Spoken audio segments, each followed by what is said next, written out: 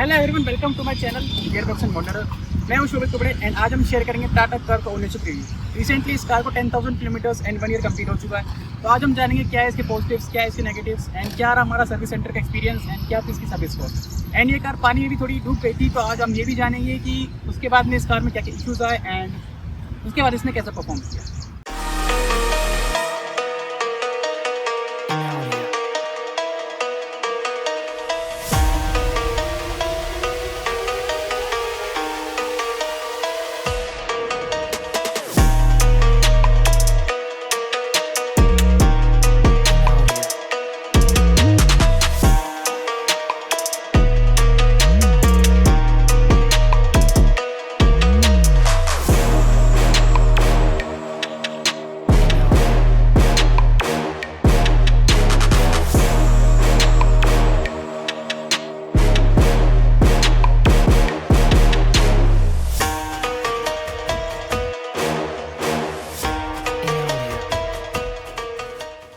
Begin with front looks. Tata car के front looks मुझे personally ये टाटा नेक्सॉन से ज़्यादा बेटर लगते हैं, क्योंकि जो इसकी फ्रंट डिज़ाइन है वो टाटा नेक्सॉन से अलग है। एंड इसमें ये जो सिल्वर फिनिश है विद पियानो ब्लैक, ये ज़्यादा अच्छी लग रही है। एंड ऊपर की तरफ हमें एक LED DRL देखने को मिल जाती है, जो कि इंडिकेटर का भी काम करती है। एंड नीचे की तरफ में एक single LED based reflector unit है। एंड इसमें हमें कोई भी फॉग लैम्प देखने को नहीं मिलता। एंड जो इसकी हाउसिंग है it is surrounded with piano black. And centre में हमें ये बड़ा सा टाटा का लोगो देखने को मिल जाता है। इससे पहले टाटा की गाड़ी में लोहे का मेटल का लोगो देखने को मिलता था, जिसमें कि रस्टिंग इश्यूज काफ़ी ज़्यादा आ रहे थे। But now Tata change this, it is now in plastic finish, जो कि दिखने में काफ़ी अच्छा लग रहा है एंड प्रीमियम लग रहा है। एंड इसी के साथ में जो piano black finish with silver insert है, इसके साथ में जो फ्रंट लुक है वो काफ़ी ज़्यादा अच्छा लग रहा है टाटा कार का। इंजन ऑप्शंस की बात करें तो टाटा कार में 3 इंजन ऑप्शन देखने को मिल जाते हैं। This one is 1.2 Revotron engine with 115 PS and 170 Nm torque.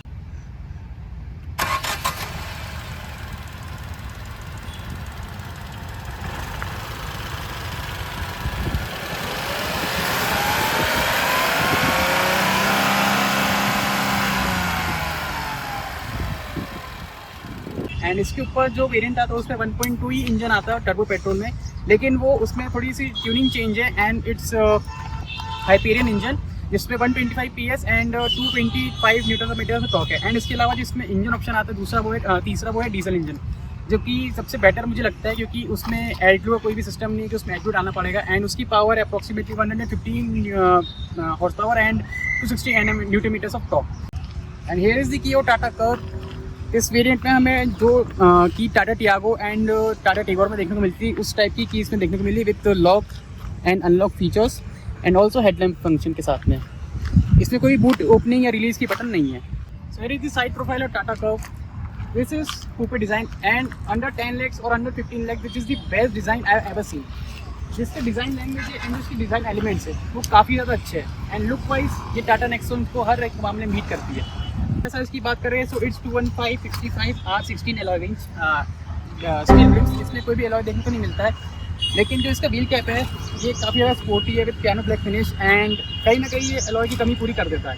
And इसके साथ आप देख सकते हैं कि पूरी पियानो ब्लैक फिनिश की बॉडी क्लेडिंग कार में है। It's all around the car. ORVM की बात करें it's a huge size and it is finished in piano black finish. And इसमें हमें LED टर्न इंडिकेटर्स देखने को मिल जाता है, जो कि काफ़ी प्रीमियम लगता है। एंड इसका साइज भी काफ़ी बड़ा है, तो इट्स प्रैक्टिकलिटी भी ये अच्छी खासी देता है। एंड इसके बाद में अगर हम डोर हैंडल्स की बात करें it's flush type door handles, लेकिन ये कहीं ना कहीं थोड़े से प्रैक्टिकलिटी कम कर देते, क्योंकि देखिए अगर मुझे इसे ओपन करना है तो मुझे या तो ऐसे प्रेस करके फिर इस तरह से प्रेस ओपन करना पड़ेगा, जो कि एक हाथ से खोलने में थोड़ी दिक्कत देता है। तो जनरली या तो लोग 2 हाथ से खोलेंगे या तो 1 हाथ से, लेकिन अगर आपके हाथ में दोनों हाथ में सामान है तो उसमें आपको इश्यूज़ होगा ही होगा, क्योंकि जैसे जो नॉर्मल हैंडल्स रहते हैं उसको हम एक उंगली से खोल सकते हैं, लेकिन इसको खोलना थोड़ा सा टफ है। लेकिन एक बात ये अच्छी कि अगर आप अंधेरे में आएंगे तो it's illuminated, you can see यहाँ पे आप लाइट देख सकते हैं। अंधेरे में इसमें लाइट LED दी हुई है, तो अगर आप आएंगे तो आपको इजीली मिल जाएगा। So that's how the door handles are. A pillar की बात करें so it is finished in car colour, B pillar is finished in matte black finish and C pillar is finished in again car colours. And इसके साथ में हमें एक Chrome sound देखने को मिल जाता है। एंड यहाँ पे कर्व की बैजिंग है, जो कि आपको ध्यान देना पड़ेगा क्योंकि इजी निकल जाती है। तो एक्चुअली डिलीवरी के टाइम पे इसका जो सीट था वो निकल गया था, इसको हमने खुद फैब्रिक से चिपकाया है। तो आपको इसका ध्यान रखना पड़ेगा कि ये आसानी से निकल जाते हैं, तो प्लीज़ इसका ध्यान रखना आगे। And here is the fuel flap, ये अनलॉक करने पे ओपन नहीं होगा, जैसे जब मैं प्रेस करूँ, जैसे बाकी कार्स में ऐसा होता है कि अगर आप कार अनलॉक करेंगे तो ओपन हो जाएगा, लेकिन ये सिर्फ अंदर से ओपन होगा, यहाँ से ओपन नहीं हो रहा है। Let's come to the rear end of the Tata Curvv and which is the main highlight of this car, क्योंकि इसका जो कूपे डिज़ाइन है वो पीछे से ही अच्छे से निकल के आता है एंड जो इसके डिज़ाइन एलिमेंट्स है वो यही से ज़्यादा उठ के आ रहे हैं।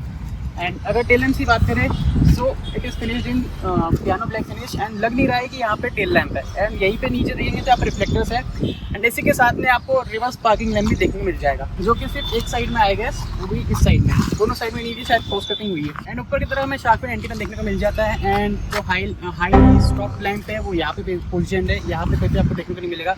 एंड इस वेरिएंट में डिफोगर नहीं देखने को मिलता है एंड क्योंकि ये कर्व डिज़ाइन कूपे डिज़ाइन है सो इसमें हमें वाइपर देखने को नहीं मिलता है, सो इसमें डिफोगर ही आता है, but this variant doesn't come with defogger. And here is the curve badging and कौन सा वेरिएंट है कौन सा नहीं, और पेट्रोल या डीजल, इसकी कोई भी बैजिंग टाटा कर्व में या नेक्सॉन में देखने को नहीं मिलती है। आई गेस अगर जैसे टाटा नेक्सॉन सीएनजी रहती तो उसकी इसमें ICNG लिखा रहता है, but Curvv doesn't come in CNG I guess, so इसमें कोई बैजिंग ऐसी देखने को नहीं मिलती है।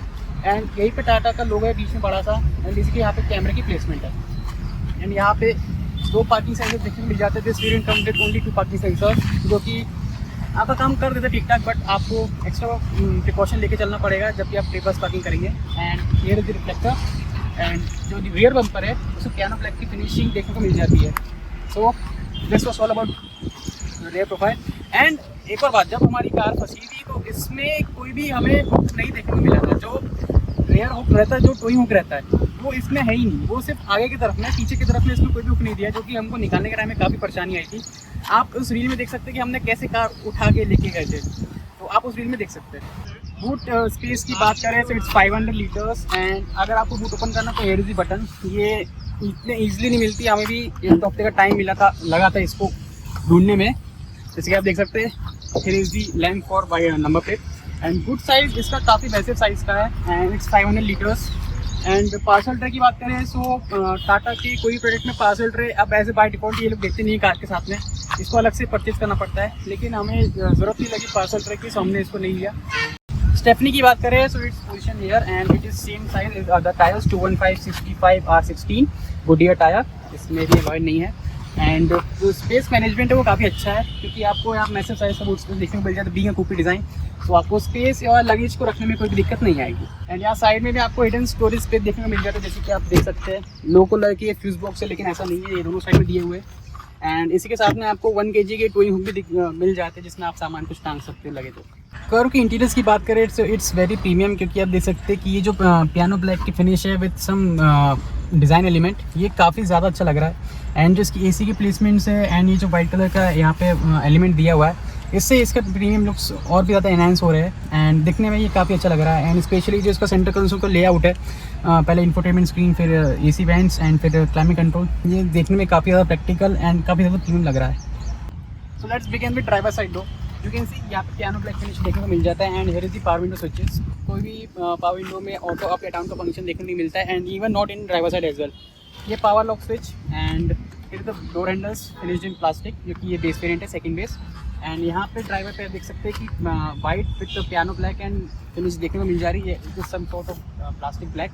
एंड ये स्पेस मैनेजमेंट टाटा का बहुत ही अच्छा, जैसे कि आप देख सकते हैं, जैसे स्कॉडास में स्पेशली हमें जो अम्ब्रेला रहता है उसके लिए प्लेसमेंट देखने को मिलती है, वैसे ही टाटा ने भी करा है। यहाँ पे आप देख सकते हैं कि यहाँ पे स्पेशली आपको अम्ब्रेला रखने के लिए जगह दी हुई है and here is the space for other step and यहाँ पे आप अपनी बॉटल आराम से रख सकते हैं, 1 लीटर या उससे ज़्यादा की भी आराम से। And here is the ORM adjustable switch, यहाँ पे से आप ORM से एडजस्ट कर सकते हैं and auto opening and closing function के साथ में भी आता है। एंड यहाँ पर ट्विटर की प्लेसमेंट है, लेकिन इसमें ट्विटर देखने को नहीं मिलता है। Here is the speaker placement and also here is the reflector, जैसे कि अगर आप रात में हाईवे पे जा रहे हैं ना, आप अचानक से ओपन कर दे तो यहाँ पे ये रिफ्लेक्टर होना ज़रूरी है, इसलिए यहाँ पे।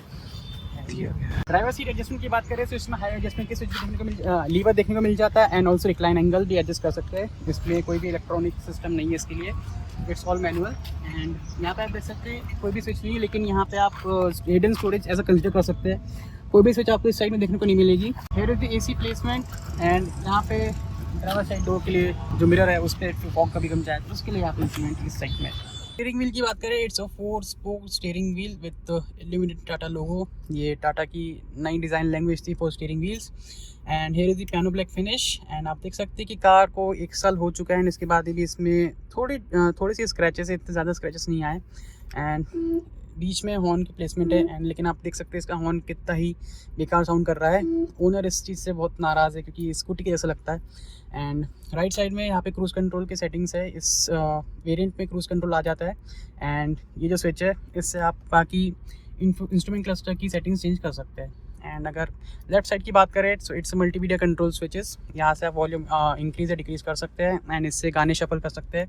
And here is the switch to attend call और डिक्लाइन कॉल, और इससे आप गाने म्यूट कर सकते हैं। एंड ऑल्सो अगर आपको कोई वॉइस कमांड देना है तो आप इस स्विच से दे सकते हैं।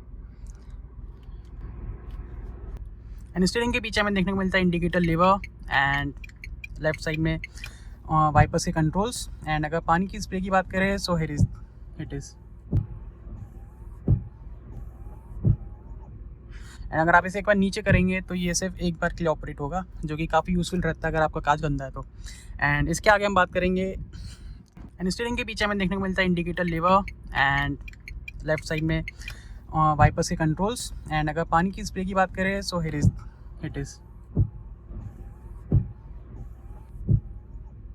एंड अगर आप इसे एक बार नीचे करेंगे तो ये सिर्फ एक बार के लिए ऑपरेट होगा, जो कि काफ़ी यूज़फुल रहता है अगर आपका कांच गंदा है तो।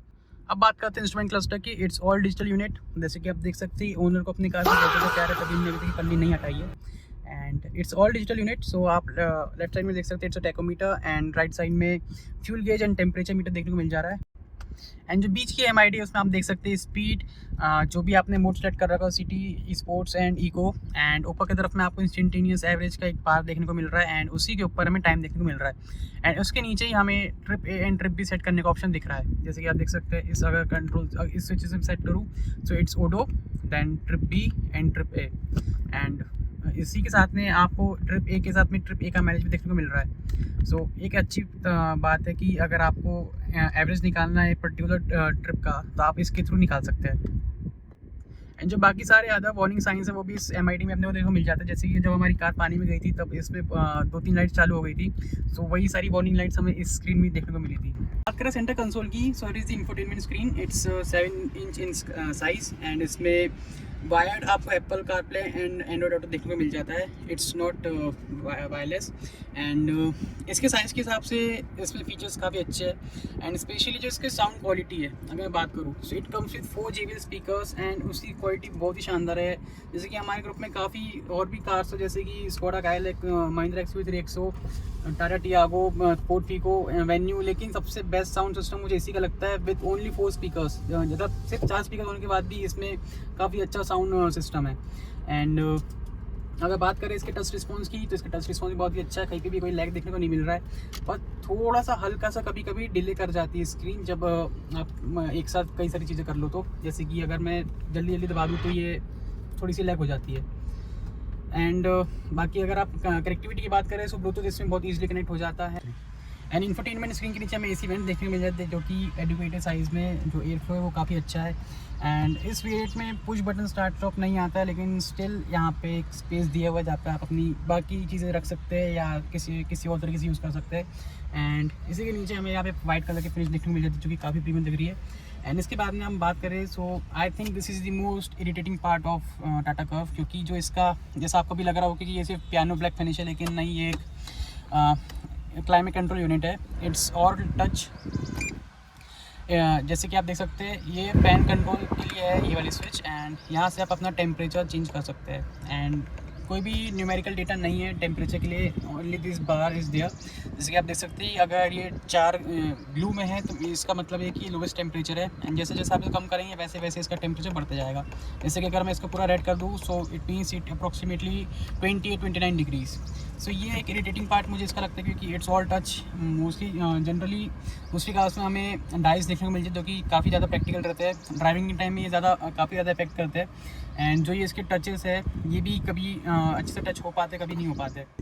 एंड जैसे कि आप देख सकते हैं कि ओनर को अपनी कार से कुछ ज़्यादा ही प्यार है। एंड ये पन्ने में हमने अभी हटाई है क्योंकि हमें वीडियो में लेना था, तो इस चक्कर में आपको वीडियो को ज़्यादा से ज़्यादा लाइक करना पड़ेगा। हम देख सकते हैं कि ये पूरी ग्लॉस फिनिश दिख रही है। एंड अच्छा ओनर ने पन्नी लगा रखी थी, वरना अभी तक ये पूरा ख़राब हो जाता। एंड ऊपर की तरफ में यहाँ पे पार्किंग लैम्प देखने को मिल जाता है, पार्किंग लैम्प स्विच। एंड ये एक प्रीमियम टच है कि जैसे कि जो लाइट जल रही है उस हिसाब से ये भी ब्लिंक कर रहा है। एंड यहाँ पे आपको बूट रिलीज बटन देखने को मिल जाती है। एंड इसी के नीचे हमारे बाकी कंट्रोल्स के स्विच है, जैसे कि डिफॉगर, बाकी मोड्स। एंड यहाँ पे आप डिफॉगर मैक्स की सेटिंग कर सकते हैं, recirculation of and on, and AC on end of. और अगर आपको पूरा एसी बंद करना तो आप यहाँ से कर सकते हैं।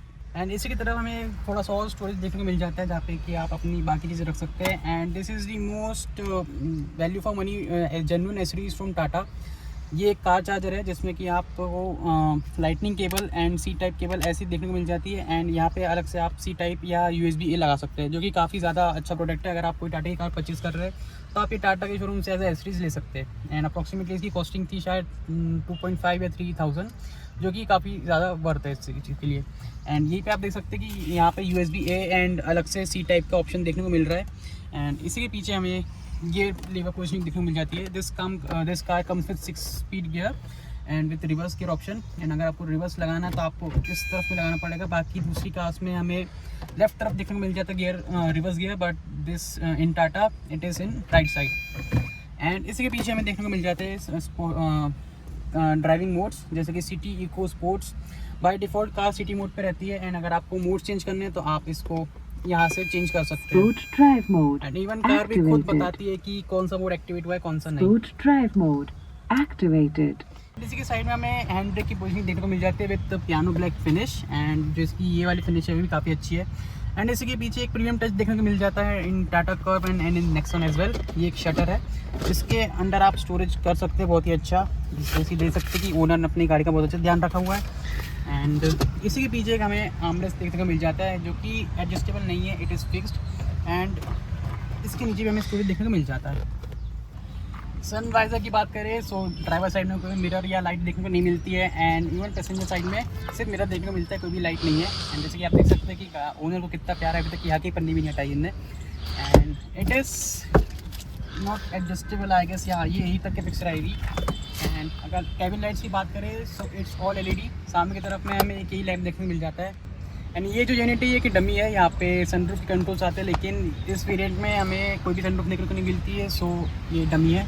एंड इसके बाद में यहाँ पे passenger airbag and on end of की, जिसको आप वहाँ से ओपन ऑन या ऑफ कर सकते हैं, तो उसकी वॉल्यूम हमें यहाँ पे देखने को मिलती है। एंड ये हमारा माइक्रोफोन रिसीवर है I guess. And so that's all about this area. Tata car में हमें मैनुअल IRVM देखने को मिलता है, इसमें कोई भी ऑटो डिमिंग IRVM नहीं आता है। एंड अगर ग्लव बॉक्स की बात करें तो इट्स ह्यूज इन साइज़, जैसे कि आप देख सकते हैं कि इसमें कितना सारा सामान रखा हुआ है। एंड इस बॉक्स की बात हम आगे करने वाले हैं, सो इसको निकाल देते हैं। एंड इसमें आप देख सकते हैं कि काफ़ी दूसरे स्टोरेज भी दिए हुए हैं, जैसे कि इसके अंदर आप रख सकते हैं, यहाँ पे पेन होल्डर हो गया, यहाँ पे टिकट्स वगैरह रख सकते हैं। एंड यहाँ पे ग्लास होल्डर्स भी है। सो काफ़ी ज़्यादा प्रैक्टिकल एंड काफ़ी ज़्यादा बिग साइज़ का ये ग्लव बॉक्स है। लेकिन इसमें कोई भी कूलिंग फंक्शन या इल्यूमिनेटेड फंक्शन नहीं है। अब रियर साइड की बात करें सो सीट्स आर वेरी कंफर्टेबल। मेरे हाइट के हिसाब से जो इसका लेग रूम है एंड जो हेडरूम है वो काफ़ी ज़्यादा सही है। बीइंग अ कूपे डिज़ाइन इसमें आपको हेडरूम कम ही देखने को मिलता है, लेकिन जैसे कि अगर कोई 6 फीट का बंदा बैठेगा तो उसका थोड़ा सा इशू होगा, क्योंकि आप जैसे देख सकते हैं कूपे डिज़ाइन में हेडरूम थोड़ा कम देखने को मिलता है। एंड लेग रूम मेरे हाइट के हिसाब से काफ़ी ज़्यादा सफिशिएंट है। अगर कोई लंबा बंदा ही बैठेगा तो उसको दिक्कत नहीं होगी। जो बीच का हम्प है वो भी ठीक ठाक ऊपर उठा हुआ है, इतना ज़्यादा भी नहीं है। लेकिन कार काफ़ी ज़्यादा कंफर्टेबल है 4 लोग के लिए। जैसे बीच में अगर कोई बंदा बैठता है तो इट्स ओके, लेकिन अगर पीछे 2 लोग बैठे तो वो बहुत ज़्यादा कंफर्टेबल रहने वाले हैं, क्योंकि इसका जो थाई सपोर्ट है वो भी काफ़ी अच्छा आ रहा है। एंड जैसे कि आप देख सकते हैं जो सीट कवर्स है ये हमने टाटा से जेन्युइन लिए थे, क्योंकि this car comes with 6 airbags and इसकी सीट में भी 2 एयरबैग देखने को मिलते हैं। तो हम बाहर से रिस्क नहीं ले सकते कि उनकी सीट कवर्स आगे चल के एयरबैग डिप्लॉय होंगे या नहीं। तो इसलिए मैं भी आपको रिकमेंड करूँगा कि अगर आप कोई 6 एयरबैग जिसमें सीट में एयरबैग रहते हैं तो आप शोरूम से उसके एयरबैग सीट कवर्स डलवाएँ, बाहर से ना डलवाएँ। सो ये टाटा के जेन्युइन सीट कवर्स है, आप देख सकते हैं कितने ज़्यादा प्रीमियम लग रहे हैं। एंड ये जो कुशन है ये भी टाटा की तरफ से ऐसा एसेसरीज देखने को मिली थी हमें। एंड बात करें हेडरेस्ट की तो इसमें 2 ही हेडरेस्ट देखने को मिल जाता है पीछे की तरफ में। बीच वाले पैसेंजर की कोई भी हेडरेस्ट नहीं है एंड ये 2 भी एडजस्टेबल है। एंड यहाँ पे आप एयरबैग की बैजिंग देख सकते हैं, this car comes with 6 airbag. So यहाँ पे साइड कर्टेन एयरबैग हमें देखने को मिल जाते हैं। एंड यहाँ पे हमें एक रीडिंग लैम्प देखने को मिल जाता है विच इज़ LED। एंड इसकी ब्राइटनेस काफ़ी अच्छी है। हम जब रात में ट्रैवल कर रहे था तब उसके हिसाब से जो इसकी ब्राइटनेस थी वो काफ़ी ज़्यादा अच्छी थी एंड काफ़ी ज़्यादा प्रैक्टिकल है यूसेज में। यहाँ पे आप ग्रैब हैंडल देख सकते हैं एंड रेयर साइड में भी यहाँ पे एक बॉटल होल्डर और थोड़ा बहुत स्पेस देखने को मिल जाता है जहाँ पे हम अपना सामान रख सकते हैं। एंड यहाँ पे भी एक आर्मरेस्ट है, जैसे कि अगर आप लॉन्ग जर्नीस में जा रहे हैं तो आप काफ़ी ज़्यादा कंफर्टेबल होकर जाएंगे। एंड पीछे की तरफ हमें 2 AC वेंट्स एंड यहाँ पे चार्जिंग पोर्ट भी देखने को मिल जाते हैं। यू कैन सी यहाँ पे 5 वोल्ट का USB A ऑप्शन दिया हुआ है and also C type option and यहाँ पे AC वेंट्स भी है। सो काफ़ी प्रैक्टिकल है पीछे में। एंड मैं बता दूँ कि कर्व जो है वो ड्राइवर्स कार नहीं है, ये इतनी ज़्यादा फन टू ड्राइव नहीं है। इसका जो रियल मज़ा है वो पीछे बैठ के आने में, पीछे बैठ के चलने में ही है। जैसे कि आप देख सकते हैं काफ़ी ज़्यादा कंफर्टेबल सीट्स है। सो आपको रियल मज़ा जो कर्व में वो पीछे बैठ के आएगा। Now I give you a brief driver overview of how Tata Curve feels when I drive. Idiots on road. So सबसे पहले बात करें स्टीयरिंग की। स्टीयरिंग इसका काफ़ी लाइट है, जैसे कि आप देख सकते हैं। बढ़िया एकदम अपनी पोजीशन पे जल्दी वापस आ जा रहा है, जैसे not like Maruti. And steering काफ़ी लाइट है इसका एंड फील एंड फीडबैक भी काफ़ी सही है। बट अगर आप फन टू ड्राइव कैरेक्टरिस्टिक की बात करें तो वो इस कार में नहीं है। स्टीयरिंग में भी नहीं इतना अच्छा सा फीडबैक, जैसे कि अगर मैं ऐसे करूँ, जैसे कि आप देख सकते हैं कि इतना ज़्यादा इसका फीडबैक नहीं आ रहा है। यही अगर मैं बात करूँ अपनी फिगो की तो अभी तक के वो ऐसे हो जाती थी, लेकिन ये इस हिसाब से नहीं है car. And so steering is light and clutch की बात करें so clutch is also light. Traffic में चलाने के लिए काफ़ी कंफर्टेबल है कार। बस ये है कि इसके साइज़ डायमेंशन जो है थोड़े से बाकी कार से अलग है, तो आपको उस हिसाब से ध्यान रख के चलाना पड़ेगा। एंड विजिबिलिटी वाइज बात करूँ तो ORVM जो है वो काफ़ी अच्छे, काफ़ी प्रैक्टिकल है, काफ़ी बड़े साइज़, इसलिए विजिबिलिटी वाइज आपको कोई भी इशू नहीं आएगा क्योंकि ये काफ़ी ज़्यादा बड़े साइज़ के है। एंड अब बात करें अर्गोनॉमिक वाइज चीज़ों की, सो एक दिक्कत जैसे कि मैंने पहले बताया कि इसका जो एयर कंडीशनर है ये टच है, तो जैसे अगर मुझे कोई फैन स्पीड तेज़ करनी है या कम करनी है तो मुझे इसको याद करना पड़ेगा कि ये किस साइड में किस साइड में नहीं। एंड स्पेशली टच पैनल है, इसमें थोड़ी बहुत दिक्कत आती है, जैसे कि आपको जैसे इसमें कोई फिजिकल बटन्स नहीं है तो मुझे अगर मोड चेंज करना है तो मुझे इसमें देखना पड़ेगा कि कौन सा मोड की बटन कहाँ पे है। अगर फिजिकल बटन्स रहती तो वही कहीं ना कहीं आपकी मसल मेमोरी में आ जाती है कि ये बटन यहाँ पे है। तो ये टच पैनल का एक ड्रॉबैक रहता है एंड मैं इसलिए मैनुअल्स ज़्यादा प्रेफर करते हैं लोग। एंड इसके अलावा बात करूँ हाई स्पीड स्टेबिलिटी की, सो कार काफ़ी ज़्यादा, कार का अच्छा खासा वेट है एंड जो टायर प्रोफाइल वो भी अच्छी खासी है। And 5 star rating I guess इस कार की है ही, तो आपको हाई स्पीड स्टेबिलिटी भी अच्छी खासी मिलती है। हालांकि इसका कोई लेना देना है नहीं हाई स्पीड से। सो हाई स्पीड में भी कार काफ़ी ज़्यादा स्टेबल रहती है। अभी हमने ऐसा सच कोई टेस्ट नहीं किया है, बट अराउंड 140 तक के ये गई है एंड उस टाइम में कार काफ़ी ज़्यादा स्टेबल थी। एंड सो स्टेबिलिटी कार की अच्छी खासी है। बस जैसे कि मैंने पहले कहा कि कार इतना ज़्यादा फन टू ड्राइव नहीं है, तो उस हिसाब से आप इस कार को ना देखें। इट्स अ फैमिली कार जो कि कंफर्टेबल है 4-5 लोग के हिसाब से एंड कार सेफ है, कार वैल्यू फॉर मनी है। एंड जो ड्राइविंग एर्गोनॉमिक्स में बात करूँ उसको भी ठीक ठाक है एज सच। वो जैसे कि मुझे फन टू ड्राइव गाड़ी चाहिए तो उस हिसाब से नहीं है, वो बात अलग है, लेकिन अगर आप नॉर्मल ड्राइवर के हिसाब से कार देख रहे हैं तो उस हिसाब से काम करती है। बात करें सस्पेंशन की तो कार के सस्पेंशन भी काफ़ी सही है, काफ़ी ज़्यादा स्मूथ है। जैसे कि आपको पता है कि इंडियन रोड्स कैसे, जैसे कि आप देख ही सकते हैं सामने, इस कंडीशन में ये सस्पेंशन एंड इसका जो ग्राउंड क्लियरेंस है वो आपको काफ़ी ज़्यादा कॉन्फिडेंस देते हैं। आपको नहीं सोचना पड़ता कि आपकी गाड़ी टकरा जाएगी, चाहे 5 लोग बैठे हो या 5 से ज़्यादा ही बैठे हो, तो आपको ये नहीं सोचना पड़ता कि गाड़ी कहीं टकरा जाएगी, क्योंकि इसका 205 आई गेस ग्राउंड क्लियरेंस है, 200 तो आराम से है। सो ये आपको कॉन्फिडेंस देता है कि आप अपनी गाड़ी कहीं भी कुदा दो, आराम से निकाल लो। एंड स्पेशली इंडियन कंडीशंस के हिसाब से ये काफ़ी सही है। जैसे कि आप देख सकते हैं कि मैं अभी भी, मुझे ज़्यादा इतना ये नहीं करना पड़ रहा। यही अगर मेरी फिगो होती जिसका ग्राउंड क्लियरेंस थोड़ा सा कम है तो मुझे थोड़ा सोच समझ के निकालना पड़ता है, लेकिन इसके साथ में ये इशू नहीं है। जैसे कि आप देख सकते हैं आगे बड़ा सा गड्ढा है, लेकिन मैं इसको बहुत आसानी से निकाल दूँगा, मुझे कोई भी इसमें टेंशन लेने की ज़रूरत नहीं है। ये काफ़ी डीप था। सो ये एक अच्छी बात है टाटा कर्व की। सो अगर आप एक कार देख रहे हैं जिसका लुक वाइज जो काफ़ी ज़्यादा अच्छी हो, अट्रैक्टिव हो, बोल्ड हो, तो Tata curve perfectly fits for you. And बस अगर आप डीजल के साथ में जाना चाहिए तो डीजल के साथ भी जा सकते हैं, अगर आपकी रनिंग ज़्यादा है तो। बाकी इसका परफॉर्मेंस भी ठीक ठाक है। अगर मैं इसको 3XO से कंपेयर करूँ तो इसके जो 3XO का जो इंजन है वो बहुत ही पेपी है, इसके कंपैरिजन वो इंजन ज़्यादा हैप्पी है एंड चलाने में आपको बहुत ज़्यादा मज़ा आएगा। इसमें कंपनी ने ड्राइविंग मोड्स दे दी है तो इसमें इतना अच्छे से खुल नहीं पाता इंजन। एंड अगर मैं इसको स्पोर्ट्स मोड भी लगा लूँ तो उसके बाद भी इतनी अच्छी परफॉर्मेंस निकल के नहीं आती, क्योंकि इसका टर्बो लेग थोड़ा ज़्यादा है एज़ कम्पेयर टू 3XO। तो इस चक्कर में इसमें रॉ पावर हमें देखने को नहीं मिलती। जैसे कि 3XO में कोई भी मोड्स नहीं है तो उसमें रॉ पावर इनिशियली निकल के आती है, लेकिन इसमें मोड्स दिए हुए हैं तो उस हिसाब से काम करता है। सो इस हिसाब से आप कंपैरिजन कर सकते हैं दोनों ही गाड़ियों में, 3XO में एंड टाटा कर्व में या नेक्सॉन में। जैसे कि आप देख सकते हैं कि मैं थोड़ी पतली गलियों में गाड़ी चला रहा हूँ, तो मुझे उस हिसाब में इशू नहीं आ रहा कि कार कटेगी या नहीं, या विजिबिलिटी वाइज कोई इशू, जैसे कि आप देखते हैं सामने सफारी आ रही है, लेकिन जो इसकी विजिबिलिटी है वो काफ़ी अच्छी है, तो मुझे उसमें इशू नहीं आ रहा है कहीं भी। मैं काफ़ी कॉन्फिडेंटली ड्राइव कर पा रहा हूँ कार, एंड यही एक अच्छी बात है टाटा कर्व की। एंड रही बात गियर शिफ्टिंग की, तो गियर शिफ्टिंग इतने स्मूथ नहीं, थोड़े से नॉची है। एंड अगर आप ट्रैफिक में चल रहे हैं तो आपको फ्रीक्वेंटली गियर चेंज करने की जरूरत नहीं पड़ती, क्योंकि ये सेकंड गियर में ही कार उठ जाती है। ऐसा आपको ज़्यादा एक्सीलेटर प्रेस करने की जरूरत नहीं पड़ती। सो ये भी एक प्लस पॉइंट है। बस ये है कि जो इसका फीडबैक है गियर का वो इतना अच्छा नहीं, थोड़े से स्मूथ अगर रहते, जैसे अगर मैं कंपेरिजन करूँ 3XO के साथ में, तो उसके थोड़े ज़्यादा स्मूथ है इसके कंपेरिजन में। सो ये बस एक यही पॉइंट है। तो this was all about Tata curve.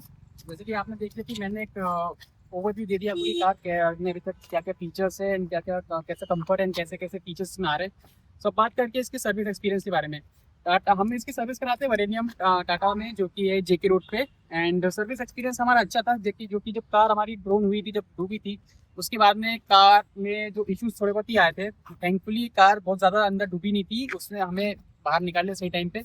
तो कार में एक दो इश्यूज आए थे, एक तो चेक इंजन लाइट जल गई थी, एंड इसका जो ABS मॉड्यूल है वो खराब हो गया था। जैसे कि मैं आपको बता रहा था वो ब्लू बॉक्स वो उसी का था, तो वही हमें बस चेंज कराना पड़ा था। बाकी एज सच मेजर कार में कुछ भी इशू नहीं आया था। जैसे कि लोग बोलते हैं टाटा की कार रिलायबल नहीं है, कुछ नहीं है, लेकिन पानी में जाने के बाद भी ये कार में इतने कुछ मेजर चेंजेस नहीं आए। एंड इस कार को अप्रोक्सीमेटली उस इंसिडेंट के बाद में 9 या 10 महीने आराम से हो चुके हैं। एंड आप देख सकते हैं कार ये सामने खड़ी है, कोई भी इशू कार में नहीं है।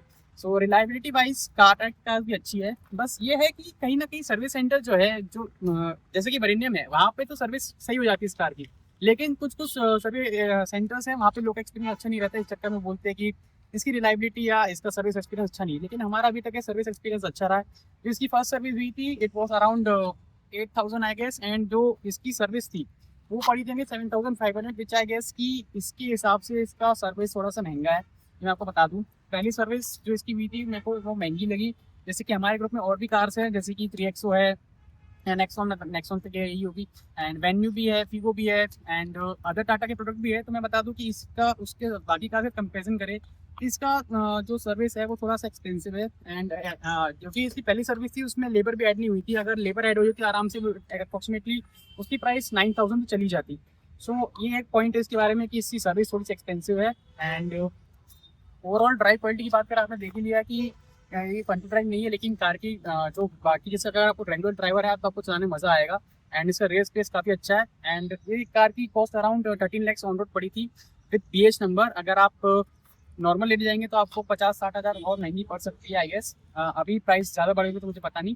सो उस प्राइस के हिसाब से ये वेरिएंट मुझे वैल्यू फॉर मनी लगता है, क्योंकि इसमें जो बेसिक फीचर्स है वो सभी आ जाते हैं इसमें। बस एक ये है कि इसमें पैनोरामिक सनरूफ आता है इसके ऊपर वाले में, लेकिन वो आपके ऊपर प्रेफर करता है कि आपको सनरूफ लेना है या नहीं लेना। अगर आपको सनरूफ लेना तो इसके S+ वेरिएंट है तो उसके ऊपर आप जा सकते हैं, लेकिन ओनर को इसकी रिक्वायरमेंट नहीं थी तो वो इस वेरिएंट के साथ नहीं गए, जो कि एक प्रैक्टिकल डिसीजन रहता है, किसी को चाहिए किसी को नहीं चाहिए। एंड सो उस प्राइस के हिसाब से अगर हम बाकी फीचर्स कंपेयर करें तो कूपी डिज़ाइन, एक तो पहली बात कोई भी कंपनी कूपी डिज़ाइन देता नहीं है। एक इकलौती जो आती है वो 20 बसाल्ट आती है, जो कि इतनी ज़्यादा नहीं चलती मार्केट में, इकलौती कूपी यही है मार्केट में।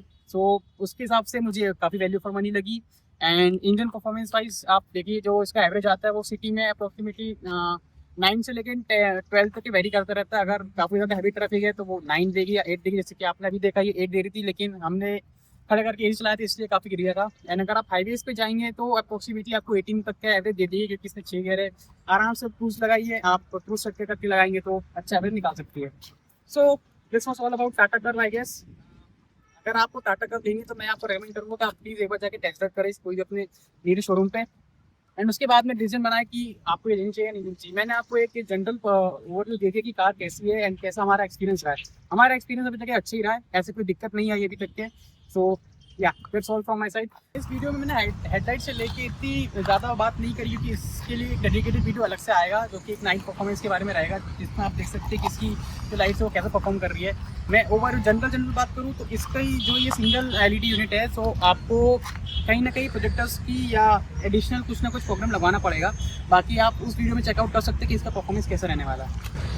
तो अगर आपको वीडियो पसंद आया तो आप प्लीज़ वीडियो को लाइक करें, चैनल को सब्सक्राइब करें, एंड अगर आपको कोई फ्रेंड टाटा का प्लान कर रहे हैं लेने की तो आप प्लीज़ उनके साथ शेयर कर दीजिए। सो that's all from my side, thank you for watching.